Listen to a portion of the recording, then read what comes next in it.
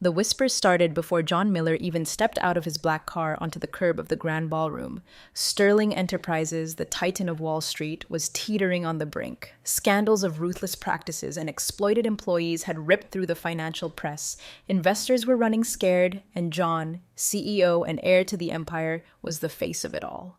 Tonight's charity gala wasn't just another black tie affair, it was a lifeline. He needed to woo back the sharks, convince them he could steer the ship through the storm.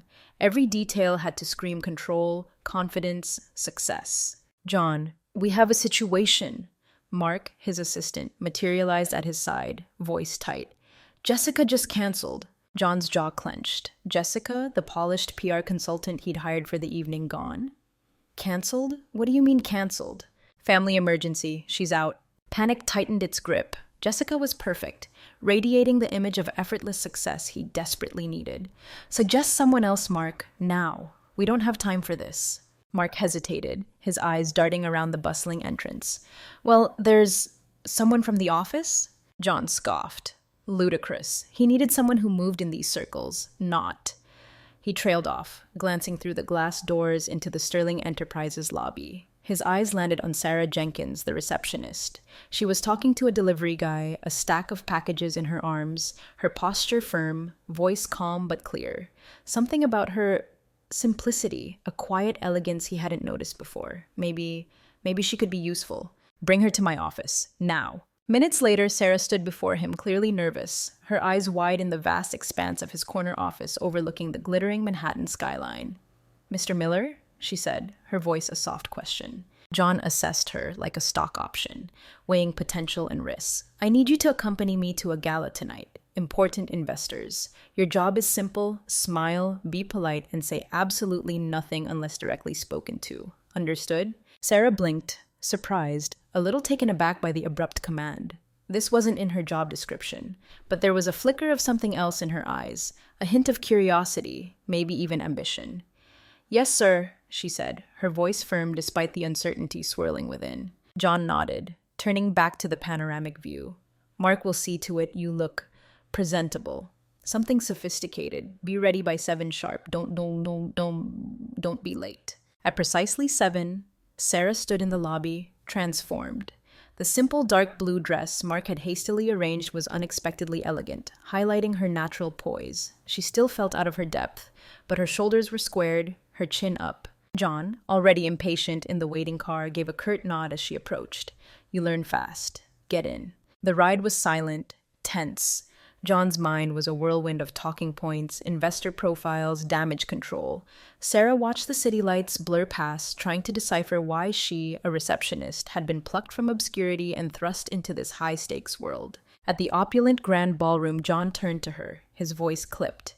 "Remember, discreet and professional, nothing more." Sarah met his gaze, a spark of defiance igniting within her. "Of course, sir." But inside, a different voice whispered, "This is your chance." As they entered, the room shimmered with chandeliers, diamonds, and power suits. Every eye seemed to turn towards them. John Miller, the embattled CEO, and who was she? Whispers rippled through the crowd. Hired arm candy, some assumed, their gazes dismissive. Sarah felt the silent judgment like a physical weight, but she straightened her spine, ignoring it. "Stay close," John murmured, not even glancing at her. "Yes, sir," Sarah replied, her voice even, but resolve hardening within her.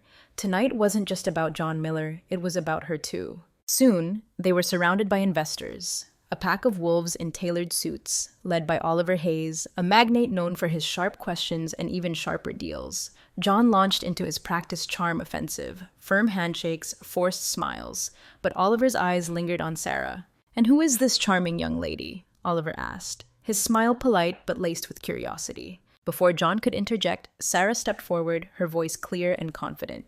"Emma Jenkins. I work at Sterling Enterprises." John's frown deepened, but he remained silent. "Interesting," Oliver said, his gaze sharp. "And what's your take on the current situation at the company, Miss Jenkins?" Sarah felt the weight of the question, a trap or an opportunity, she couldn't be sure, but instinct took over. "Every company faces challenges, Mr. Hayes," she began, choosing her words carefully. "But I see immense potential for positive change, especially when we prioritize people, not just profit." Silence descended.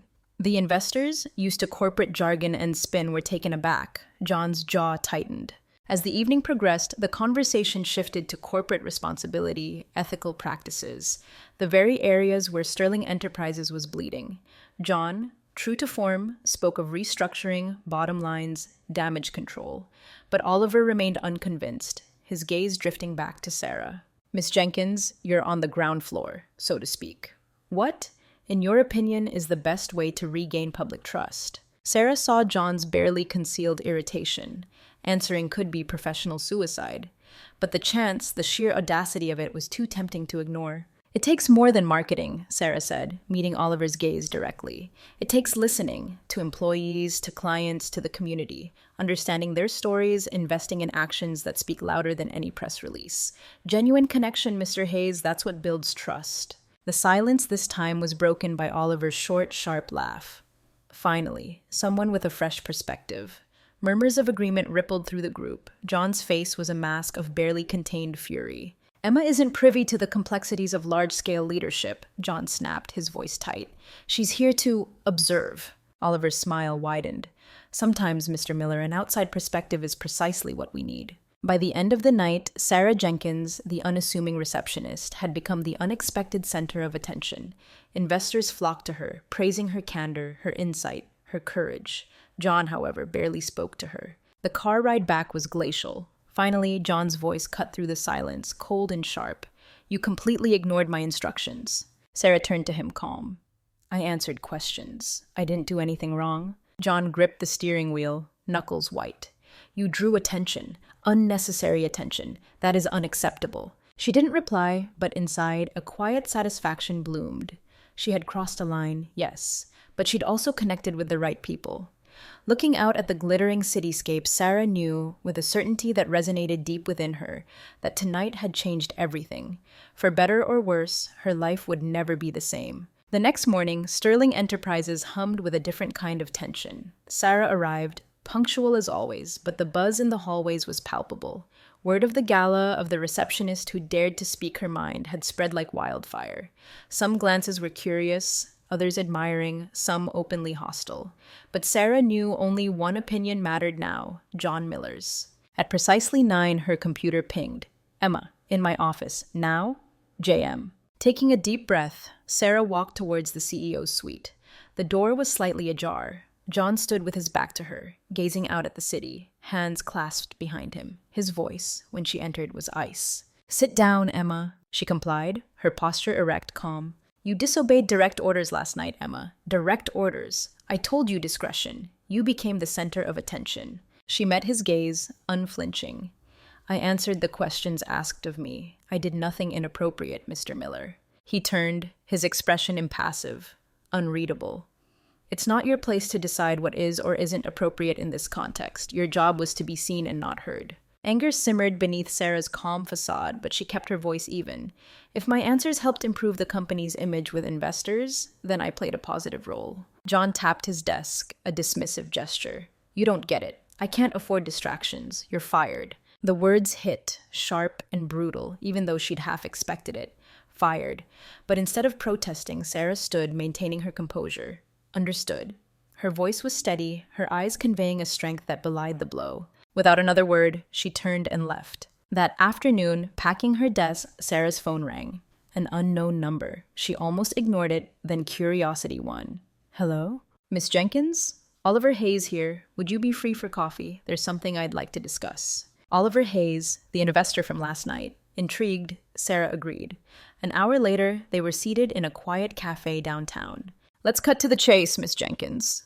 Oliver began, leaning forward, his gaze intense. Sterling Enterprises needs a shakeup. Especially in its European division, I was impressed by what you said last night. I believe you have the right vision, the right profile for a significant role. Sarah blinked, stunned. Are you offering me a job? I'm offering you the CEO position of the European division. The board will need to ratify it, but I anticipate that will be a mere formality. So... The word hung in the air, unbelievable, absurd. But after years of being underestimated, of being just the receptionist, the chance to lead, to make a real impact, it was intoxicating. I accept, Sarah said, her voice firm. a thrill of defiance mixed with exhilaration surging through her. 2 days later, John Miller received news that sent a jolt of pure, incandescent rage through him. Oliver Hayes had nominated Sarah Jenkins as CEO of the European division, and the board, in a move that smacked of rebellion, had rubber-stamped it.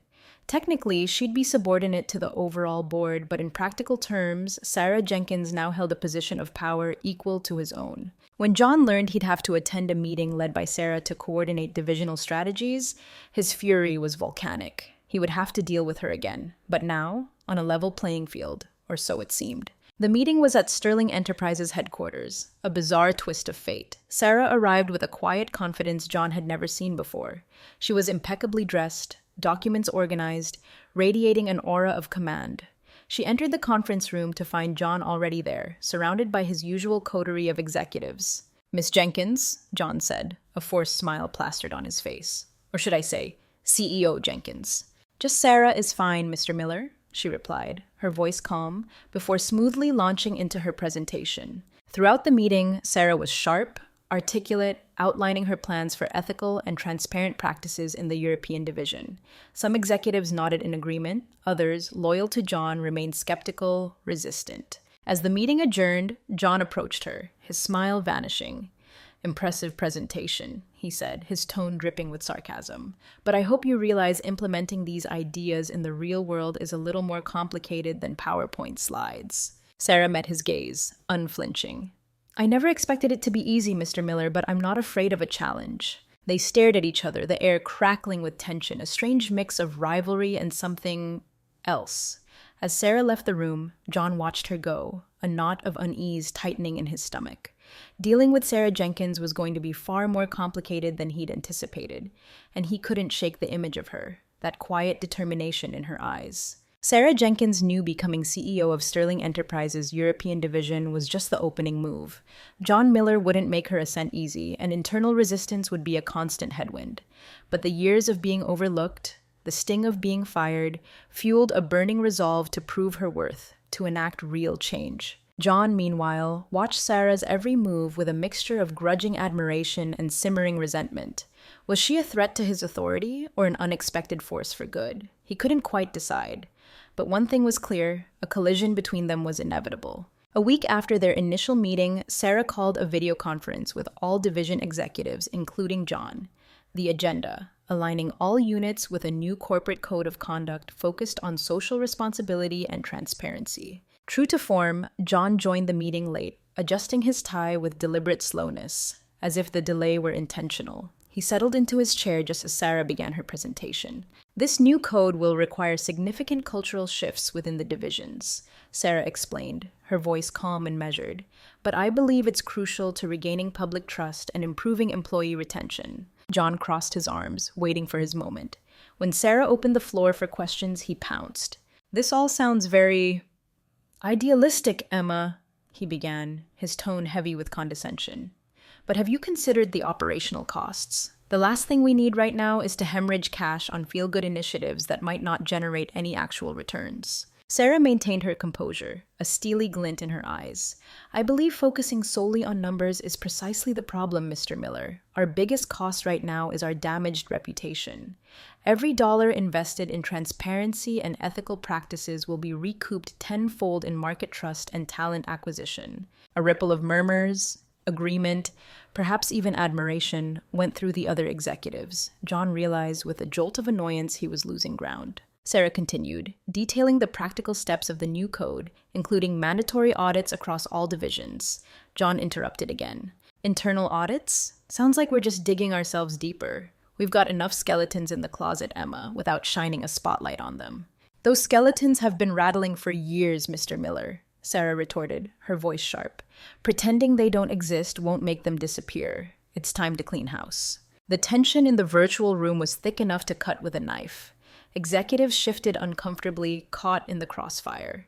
As the meeting drew to a close, Sarah concluded, "I understand change is uncomfortable, but if we want Sterling Enterprises to not just survive, but thrive in today's market, we need to look beyond short-term profits. This is a long-term investment in our future." John remained silent, his expression a thundercloud. The battle lines were drawn. After the meeting, John waited for Sarah in the hallway. As she emerged, he stepped in front of her, blocking her path. "Do you really think you can give me orders?" he said, his voice low, dangerous. Sarah stopped, meeting his gaze directly. "I'm not giving orders, Mr. Miller. I'm proposing changes that benefit the entire company. If that feels like a threat to your authority, perhaps the problem isn't with my proposals." John stepped closer, closing the distance between them. "Careful, Emma. You're treading on dangerous ground." Sarah held her ground, refusing to back down. "Don't underestimate me, John. I've been fired before for speaking my mind. It didn't stop me then, and it won't stop me now. If you think you can intimidate me, you're underestimating the wrong person." For a long moment, silence hung between them, charged with unspoken tension. There was more than just professional animosity in the air. John felt a confusing mix of frustration and grudging admiration for her audacity. Sarah sensed, beneath John's arrogance, a flicker of something else. Fear of losing control. In the days that followed, the tension between Emma and John permeated Sterling Enterprises. Emma pushed forward with implementing changes in Europe, while John, using his considerable influence, subtly undermined her efforts, delaying budget approvals, raising bureaucratic roadblocks. He justified it as fiscal prudence, but Emma knew it was sabotage. Undeterred, Sarah found ways around the obstacles, appealing directly to board members, seeking creative financing, her resolve hardening with every challenge. Each hurdle John threw in her path seemed to only fuel her determination. During a particularly tense weekly review, the conflict reached a boiling point. Emma presented early data from a pilot audit in a European branch, showing a significant uptick in employee morale. "And what about the impact on profits?" John interrupted, his voice laced with skepticism. "Conveniently omitted, I presume?" Sarah met his gaze, her voice steady. "I'm presenting measurable impact, Mr. Miller. Financial metrics will be in the quarterly report, as always." "How convenient," John sneered. Sarah took a breath, the simmering anger finally breaking through her professional facade. "What's convenient, Mr. Miller, is using financial objections as a smokescreen to avoid necessary change." The room went silent, executives once again caught in the crossfire. Sarah's outburst, raw and honest, left a palpable impression, but the chasm between her and John widened. Their rivalry spilled beyond the boardroom. At a corporate leadership conference, they were both invited to speak on a panel. John seized the opportunity to deliver a thinly veiled critique of Sarah's leadership style. "Leadership," he declared, his voice ringing with authority, "is about decisiveness, clarity. You can't always please everyone. Tough choices must be made." When Sarah took the stage, her response was subtle but unmistakable. "Leadership," she countered, her voice calm but resonant, "is also about adaptability, empathy. The greatest leaders don't resist change, they embrace it, they harness its power." The audience, sensing the undercurrents, was captivated. Despite their constant clashes, something unexpected began to bloom beneath the surface of their antagonism. A grudging respect, perhaps even something more. Sarah recognized John's strategic brilliance, and he, despite himself, began to admire her unwavering vision. In stolen glances, in charged silences, a different kind of tension simmered, but neither was willing to acknowledge it, not yet. One evening, hunched over spreadsheets in his office, John found himself thinking about Sarah, not as an adversary, but differently. At the same time, in her own office across town, Sarah realized her perception of John, the arrogant CEO, was shifting, softening. The weeks that followed were a dance of provocation and confrontation, of tense meetings and fleeting moments of unexpected connection. The conflict remained fierce, but beneath it, a spark, fragile and nascent, began to flicker. And then, an urgent business trip to Europe arose, a crisis in a key branch requiring immediate attention. As primary stakeholders, Emma and John were assigned to travel together. The long flight began in silence. Sarah reviewed documents. John stared out the window, lost in thought. Finally, John broke the quiet, his voice laced with a familiar edge. "Ready to face the music, Emma?" "Always, John," Sarah replied, not looking up from her papers. A ghost of a smile touched his lips. Intriguing. But throughout the journey, despite the barbs and pointed glances, the tension between them felt different, muted, less hostile, tinged with a strange, hesitant curiosity. At the European branch, a grim reality awaited. Productivity was plummeting, morale in tatters. Managers claimed Sarah's new policies were to blame, sparking employee resistance. John, never one for subtlety, pounced. "I warned you drastic changes would backfire, Emma. Now we're dealing with the fallout." Sarah didn't flinch. It's not the change, John, it's the communication. We need to listen to our employees, understand their concerns. Determined to find a solution, Sarah organized a town hall style meeting with branch employees. John grudgingly agreed to attend. Initially, the atmosphere was charged with resentment and mistrust. But as employees began to speak, their frustrations poured out. Feelings of disconnection from leadership, fear of the unknown, anxieties about the new policies. Sarah listened intently, asking clarifying questions, suggesting adjustments, seeking common ground. She skillfully navigated the volatile emotions, forging a path toward collaboration. John watched, impressed, genuinely surprised by her ability to mediate, to connect. After the meeting, Emma and John found themselves at a small local restaurant. The ambiance was warm, intimate. For the first time, their conversation flowed, free of sarcasm, devoid of provocation. "You were impressive today," John admitted after a long silence. Sarah looked at him, surprised by his sincerity. "I didn't know you were capable of compliments, John." He smiled, a little embarrassed. "Neither did I, but I call it like I see it. When something's exceptional, it's exceptional." Sarah relaxed, a genuine smile softening her features. "You know, John, sometimes you surprise me. When you're not trying to challenge me, you almost seem human." They both laughed, and the tension between them eased, replaced by a fragile, hesitant warmth. But beneath the surface, a deeper current flowed, a silent acknowledgement of something significant shifting between them. The next day, a technical glitch at the branch forced Emma and John to work late.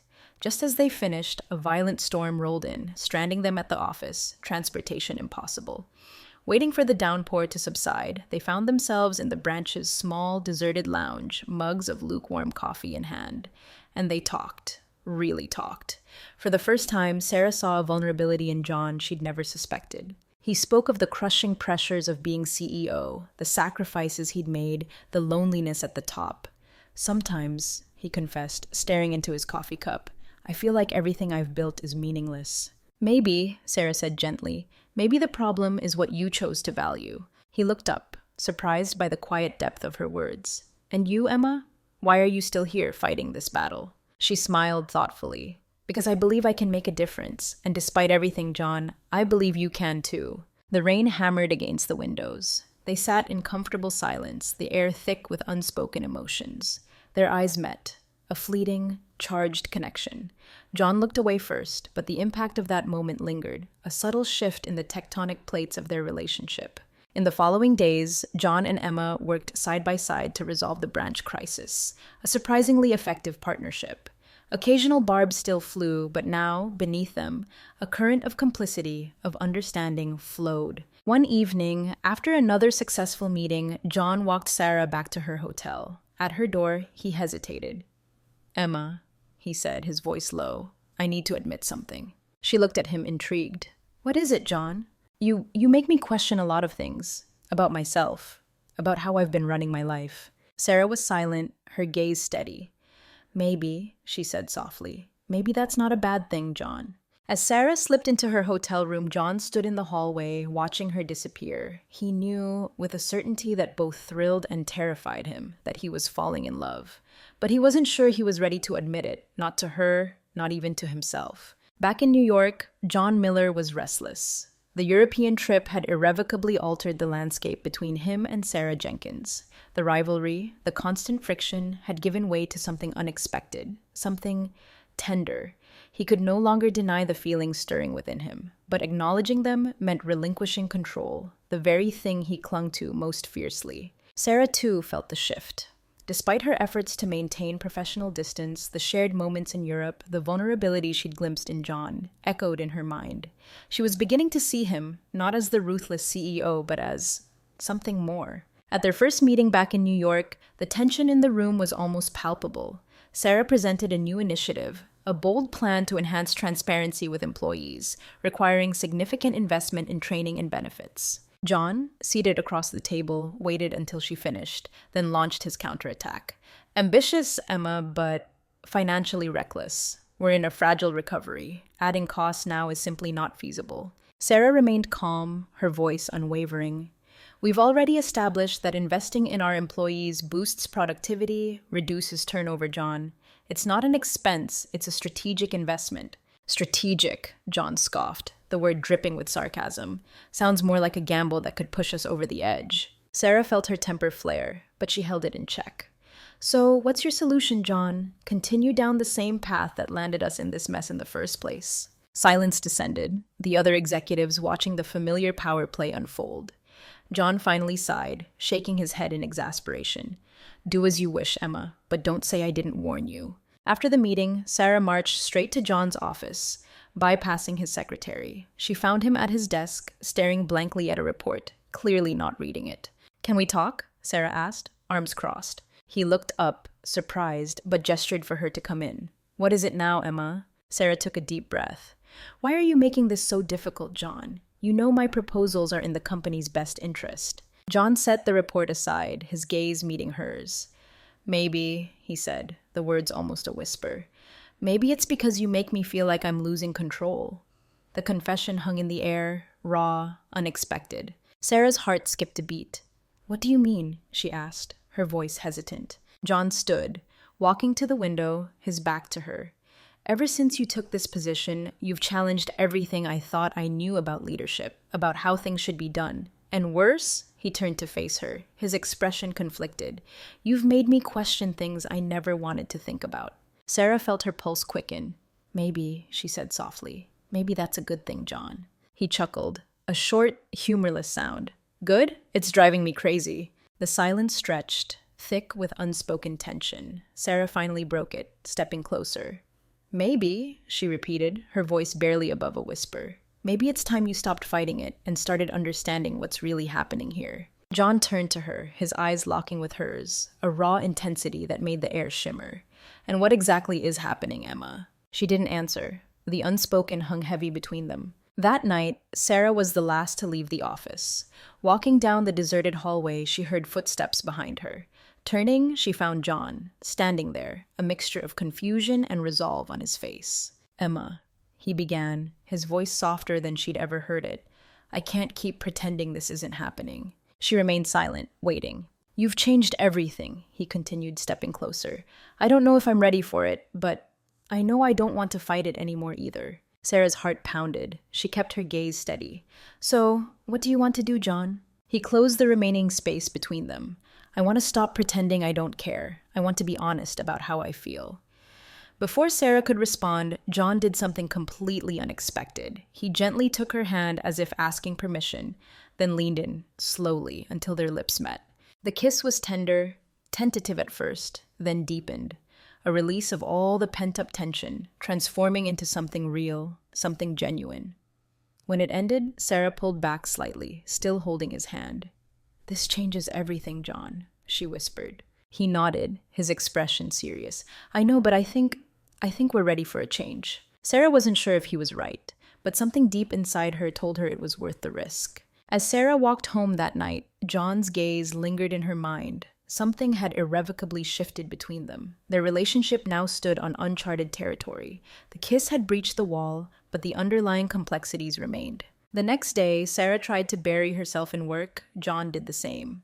Both were determined not to let personal feelings derail the company, but fate, it seemed, had other plans. A week after the kiss, Sarah received an anonymous email, a confidential attachment. Opening it, her blood ran cold. Old documents detailing unethical practices dating back years carried out under John's direct supervision. Past actions, but a public leak now could be catastrophic. A knot formed in Sarah's stomach. Confronting John risked everything they were tentatively building. Ignoring it, that was unthinkable. She decided to wait, to find the right moment. Meanwhile, John noticed Sarah's distance. In meetings, she was professional, efficient, but different. Something held back, a quiet turmoil. Emma, are you okay? He asked one afternoon, catching her alone in the hallway. Fine, she replied too quickly, avoiding his eyes. Just focused. He narrowed his eyes, suspicious, but didn't press. Days later, during a board meeting, the bomb dropped. The documents, the ones Sarah had received, had been leaked. Headlines screamed accusations against John, past practices, ethical breaches.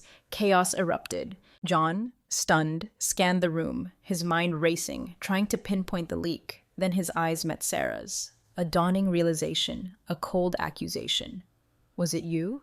He asked, his voice low, dangerous. Sarah recoiled, shocked. Of course not. Do you really think I would do something like this? You knew about these documents, didn't you? He pressed, ignoring the pandemonium around them. Sarah hesitated. Yes, I knew, but I didn't leak them, John. He shook his head, disbelief etched on his face. You should have come to me. You let this happen, and now you want me to believe you had nothing to do with it? Before Sarah could answer, a board member interjected. Solutions, Miller, not accusations. This could destroy you, destroy the company. The meeting dissolved into angry recriminations, but the real fallout was between Emma and John. Later, John stormed into Sarah's office, slamming the door behind him. His face was tight with fury. You should have trusted me, he exploded. Trusted me. Trusted you? Sarah retorted, rising to meet his anger. Instead, you hid this, kept it secret, like a weapon. Do you really think I'd do anything to harm the company? Sarah demanded, her voice rising. I received those documents anonymously. I was trying to figure out how to handle it, to contain the damage. And you contained it by letting it explode in the press? John shot back, crossing his arms. Sarah took a deep breath, fighting to control her own fury. You know what your problem is, John? She said, her voice low and steady. You don't trust anyone but yourself. You can't see that people around you might actually be here to help, not just threaten your precious control. John stepped closer, his eyes locked on hers. And you don't understand what it's like to carry the weight of all this. It's not just the company, Emma, it's my life. Sarah didn't back down. Maybe, she said, her voice barely a whisper, maybe it's time you stopped acting like it's all about you. Silence descended, heavy, suffocating. John finally stepped back, shaking his head. I think, he said, his voice flat, defeated. I made a mistake. I shouldn't have mixed personal with professional. The words cut Sarah to the quick. She crossed her arms, her chest tight. Maybe you're right, John. John left her office without another word, without looking back. In the days that followed, a cold silence settled between Emma and John. The company was in crisis. Both were consumed by damage control. Yet, the void between them was deafening. Despite her anger, Sarah couldn't extinguish the feelings she had for him. John, for his part, was torn. He wouldn't admit it, not even to himself, but he missed her presence, even amidst the chaos. As the investigation into the leak intensified, the truth emerged.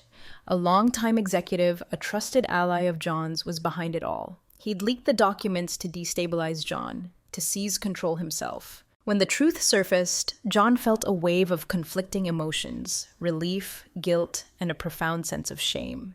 He knew he owed Emma an apology, a colossal one. But how could he even begin? One evening, John appeared at Sarah's office, looking uncharacteristically awkward.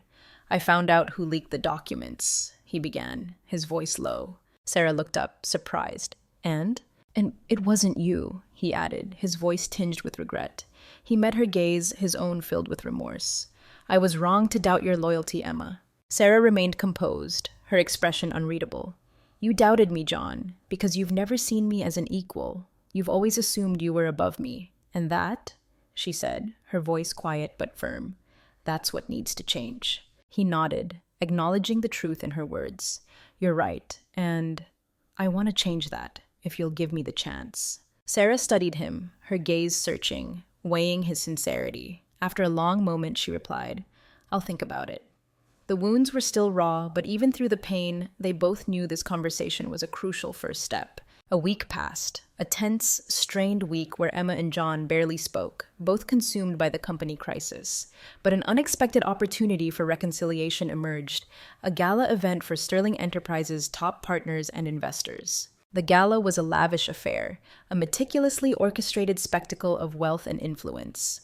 Sarah arrived alone in a long black dress, her elegance understated, her confidence radiating. As she entered, John, already greeting guests, turned. He saw her, really saw her for the first time. She looked breathtaking. More than just beauty, it was the quiet strength, the unwavering resolve that captivated him. He watched her move through the room, laughing, engaging, her magnetism undeniable. After what felt like hours, John knew he had to speak to her. He found her by a table, surrounded by investors. As he approached, they politely dispersed, leaving them alone. Emma, John said, his voice low, serious, can we talk? Sarah hesitated, then nodded. John led her out of the ballroom into a secluded garden, fairy lights twinkling, soft music drifting on the night air. Under a flower-draped archway, he turned to her, visibly nervous. You look beautiful tonight, Emma. The words tumbled out, unexpected, sincere. Sarah smiled, a small, hesitant smile. Thank you, John, but I doubt you brought me out here just to compliment my dress. He laughed, a nervous, self-deprecating sound.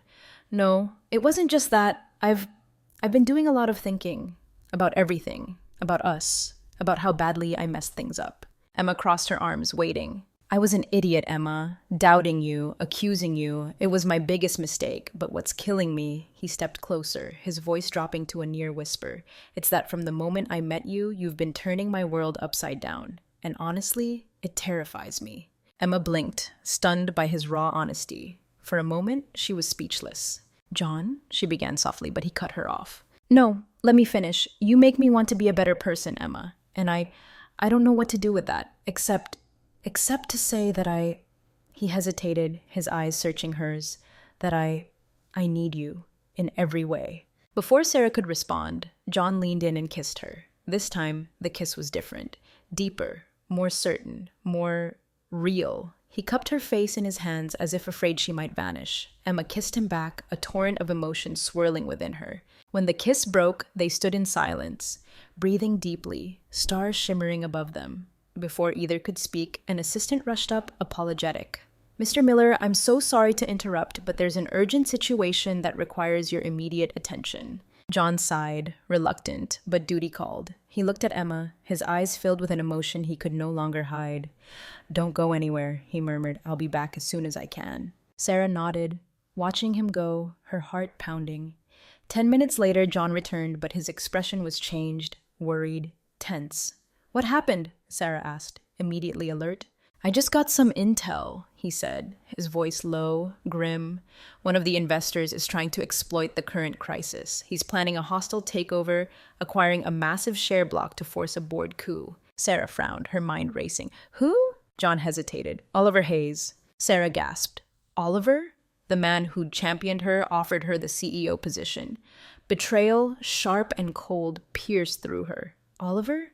But he's always seemed supportive. Strategic, Emma, John corrected, his voice grim. He's always been strategic, and I never imagined he'd play this dirty. John ran a hand through his hair, frustration etched on his face. I don't know how to stop this without triggering even more chaos. Sarah touched his arm, a small, reassuring gesture. We'll deal with this together, John. In the days that followed, Emma and John fought back, side by side. They rallied allies on the board, presented a counter-strategy, a united front. Their partnership, forged in crisis, solidified, deepened. Challenges remained, but they faced them together, stronger as a unit than they ever could have been apart. One night, after a particularly grueling board meeting, John walked Sarah to her office door. He took her hand, his gaze intense. Whatever happens, he said, his voice low, I don't want to lose what we have. Sarah smiled, warmth flooding her chest. For the first time, she felt John was truly, completely honest. One morning, amidst a mountain of reports, Sarah received a cryptic message from John. Need you with me tonight. Prepare for something special. JM. Intrigued, she spent the day wondering, John, special? Unprecedented. That evening, she arrived at the designated location, a secluded, luxurious restaurant downtown. John waited for her at a candlelit table, impeccably dressed. What's all this, John? Sarah asked, a smile playing on her lips. I thought, he replied, smiling back, we deserved a break. Something chart-free, crisis optional. The evening unfolded, surprisingly relaxed, almost normal. They shared stories, laughed, reminisced about the initial tensions, the battles fought and won. But as dinner ended, John's expression turned serious.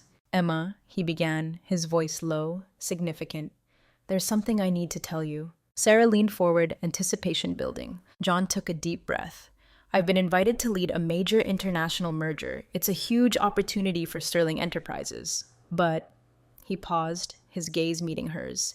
It means stepping away from Sterling for at least a year to spearhead the negotiations, the integration. Sarah's heart plummeted. And you want to accept? It's not about what I want, Emma. It's about what's best for the company. This merger, it could secure Sterling's future, ensure long-term stability. Sarah knew he was right, logically, but the thought of him leaving, of the company without him, of her life without him, it was a bleak prospect. Does this mean... She hesitated, the words catching in her throat. Does this mean we won't have this? John reached across the table, taking her hand, his touch warm, reassuring. I don't know what this will look like, Emma, but I know this doesn't change what I feel for you. The next morning, still reeling from John's news, Sarah received another shock. An emergency board meeting called by Oliver Hayes. He was making his move, proposing himself as interim CEO during John's absence. A power grab, plain and simple. Sarah arrived at the boardroom, resolve hardening. She wouldn't let Oliver dismantle everything they'd built. Oliver, oozing false charm, launched into his presentation, subtly undermining current leadership, suggesting his bold vision was needed to reassure investors. With all due respect, Mr. Hayes, Sarah interrupted, her voice cutting through the smooth rhetoric, your bold vision seems to conveniently ignore the ethical values we're fighting to restore. This company needs stability, integrity, not another power play. Oliver smiled, a thin, predatory smile, irritation flickering in his eyes. And who, Miss Jenkins, do you propose should provide that stability in Mr. Miller's absence? Yourself. Silence descended. The room held its breath. Sarah knew in that moment a choice had to be made. She stood, meeting Oliver's gaze, unflinching. If necessary, she said, her voice clear and strong, yes, I will step up. After the meeting, Sarah found John in his office. The news already reached him. Did you really say you'd take over? He asked, a mixture of surprise and something akin to pride in his voice. I won't let Oliver run this place into the ground, Sarah replied, her voice firm. We've worked too hard to build something real. I won't let him destroy it. John stepped closer, taking her hands. You know what this means, Emma? More pressure, more battles. I know, she said, meeting his gaze, but I also know it's worth it. He looked at her a long, silent look, then a slow smile spread across his face. You're incredible, you know that? Sarah smiled back, a genuine smile for the first time in days. I'm just trying to do the right thing. The night before the board's final decision, John invited Emma to meet him. He took her to a secluded pier, a sleek yacht waiting. Thought we could use some fresh air, he said, as the boat glided onto the moonlit water. As they talked, the city skyline a distant shimmer, John suddenly stopped, turning to her. Emma, he said, his voice low, serious. There's something I want to ask you, before I leave. Sarah waited, puzzled, her heart beginning to race. He reached into his pocket, pulling out a small velvet box. I know things between us started complicated, he began, opening the box to reveal a diamond ring, sparkling in the moonlight. But you've shown me a whole new world, Emma, and I don't want to lose that. I want you by my side, no matter where I am. He met her gaze, his eyes filled with an emotion that made her breath catch. I want you in my life, Emma Jenkins, for always. Will you marry me? Sarah stared at the ring, at John, tears welling in her eyes. Spontaneous, unexpected, utterly perfect. A smile bloomed across her face, radiant, joyful. Yes, she whispered, her voice choked with emotion. Yes, John, I will. As the gentle waves lapped against the hull, they held each other close, knowing, with a certainty that resonated deep within their souls, they could face anything together. After John's breathtaking proposal, Sarah felt a dizzying mix of joy and trepidation. Her spontaneous yes resonated with pure emotion, but reality quickly set in. John was leaving, the company was teetering, and her promise to stay together felt fragile against the looming challenges. Back at Sterling Enterprises, the pressure mounted. Leaks continued, media vultures circled. Oliver Hayes remained a persistent threat. But Sarah, now acting CEO, was resolute. She would prove her mettle. Oliver wasted no time in their first board meeting, launching a calculated assault on Sarah's leadership. Miss Taylor, he began, his voice dripping with condescension, your optimistic approach is concerning, given the company's precarious position. Perhaps, he paused, a subtle sneer playing on his lips. More seasoned leadership is required to reassure our investors. Sarah, prepared for the attack, replied calmly, optimism, Mr. Hayes, isn't the issue. Lack of commitment to a long-term vision is. Investors respond to consistent results, and that's precisely what I intend to deliver. Oliver, however, had a trump card.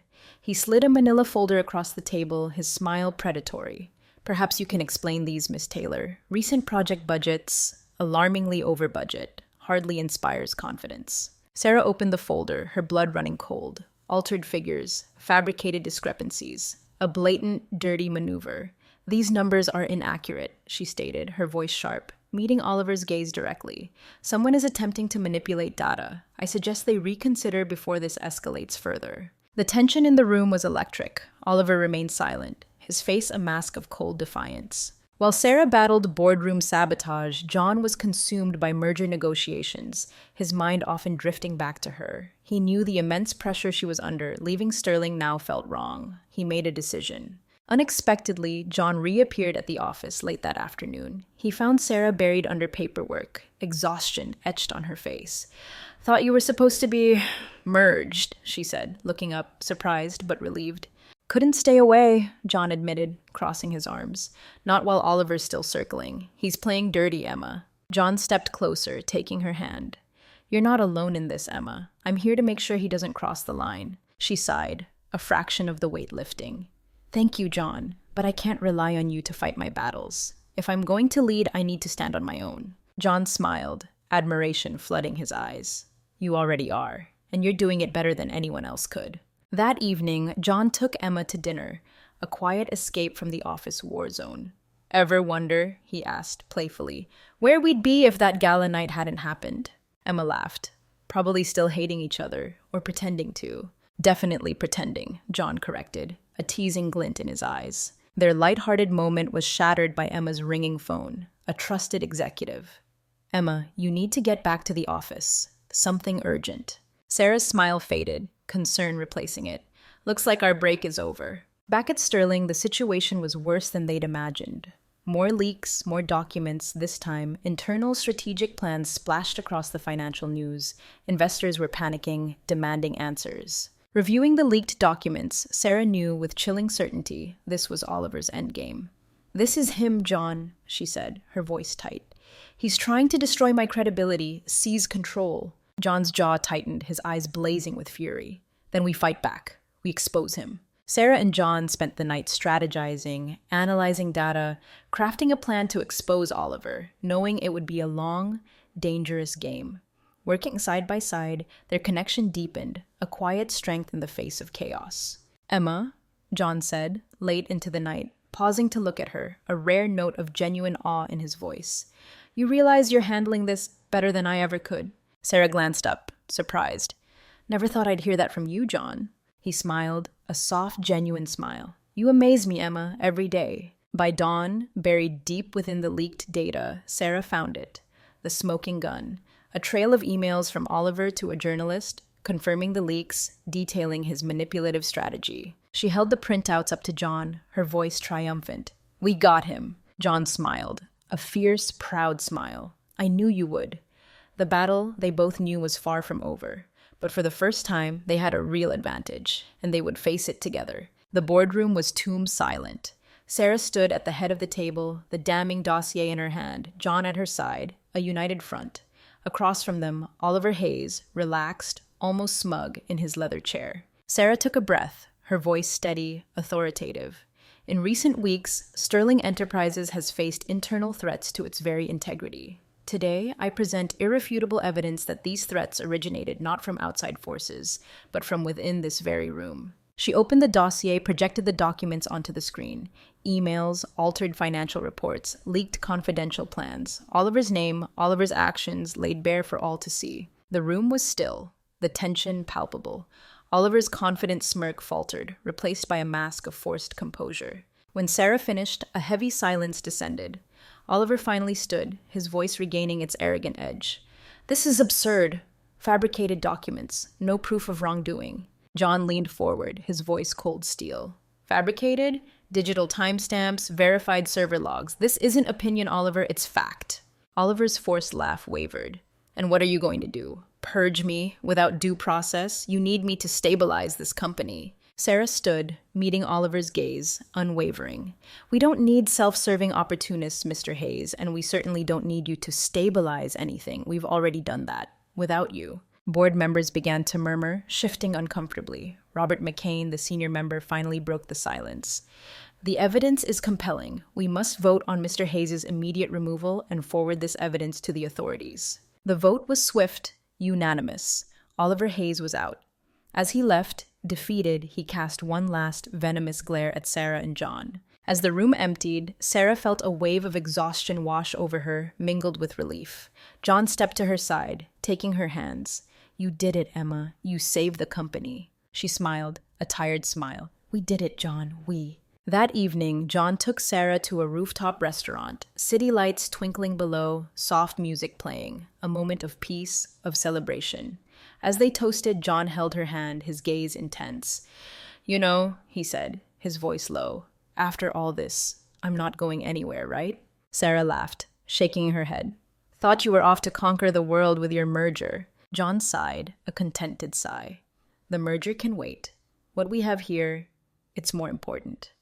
He leaned in, kissed her, a soft, lingering kiss that spoke volumes. For the first time, the future felt open, bright. Months later, Sterling Enterprises was thriving. Emma and John, a united force, had not only weathered the storm, but emerged stronger, more resilient. The company culture had shifted, transformed by Emma's vision of integrity and collaboration. John, by her side, had learned that true leadership wasn't about control, but trust. One evening, working late, Emma looked at John, a question in her eyes. "Do you ever regret staying?" John smiled, stepping closer, pulling her into his arms. "Never," he whispered, his voice husky with emotion. "Staying, it was the best decision I ever made." Months melted into seasons. Sterling Enterprises flourished, guided by their shared vision. Their love deepened, a quiet, powerful force. One evening, on their apartment terrace, overlooking the city they'd conquered together, John took Emma's hand. "Emma," he began, his voice tender, "from the moment I met you, you've challenged everything I believed in, and it's been the best thing that's ever happened to me." Emma smiled, her heart swelling. "I can't imagine my life without you now," John continued, his gaze searching hers. "You're my partner in everything.